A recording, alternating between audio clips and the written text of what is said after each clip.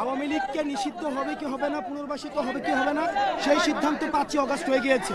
অর্থাৎ একটি দলের প্রধান হাসিনা যখন পতন হয় এবং যখন পালিয়ে যায় এবং যেই দলের হাতে 2000 শহীদের রক্তের দাগ এখনো আছে, সেই দল আবার ক্ষমতা আবার দেশে পুনর্বাসিত হবে কি হবে না, সেই সিদ্ধান্ত 5 আগস্ট হয়ে গিয়েছে। আমাদের এই শহীদের রক্তের বিচার না হওয়া পর্যন্ত, এই গুম খুন হত্যার বিচার না হওয়া পর্যন্ত আওয়ামী লীগের পুনর্বাসনের প্রশ্ন প্রাসঙ্গিক না। এখন যে প্রশ্নটি প্রাসঙ্গিক যে আওয়ামী লীগের আগে সুবিচার নিশ্চিত হতে হবে, এরপর অন্য আলাপ। এবং আওয়ামী লীগ যে অপরাধ গত 15-16 বছর করেছে, তাদের এই অপরাধ আগামী 1000 বছর সেগুলো হচ্ছে তাদের কোনো বিচারের 1000 বছর কারাগার দিলে সেই বিচার হবে না। সুতরাং আগে হচ্ছে বিচার নিশ্চিত করতে হবে।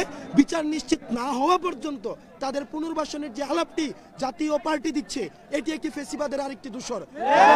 জাতীয় পার্টির উপরে ভর করেই কিন্তু ফেসিবাদ ডালপালা গজিয়ে মহিরূপে বেড়ে উঠেছে।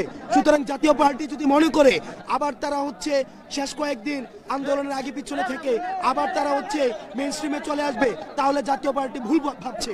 জাতীয় পার্টি আওয়ামী দূষর হিসেবে তারা ইতিহাসে হচ্ছে স্বীকৃত থাকবে। সুতরাং জাতীয় পার্টি কি বললো সেটি ছাত্র নাগরিক কোনো ধরনের তোয়াক্কা করে না। সাম্প্রতিক সময়ে ভারত যে গণমাধ্যমগুলো যেভাবে প্রপাগান্ডা ছড়াচ্ছে, এই বিষয়ে আপনি কি বলবেন? এই বিষয়ে বাংলাদেশি গণমাধ্যমের ভূমিকা রয়েছে।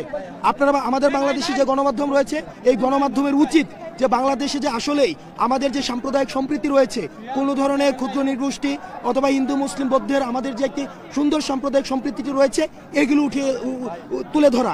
তারই সাথে সাথে ভারত যে মিডিয়া প্রপাগান্ডা চালাচ্ছে, সেগুলোর বিরুদ্ধে কাউন্টার প্রপাগান্ডা সেল গঠন করে সেগুলোর বিরুদ্ধে আমাদের দেশের মিডিয়ারও সরব উপস্থিতি প্রয়োজন।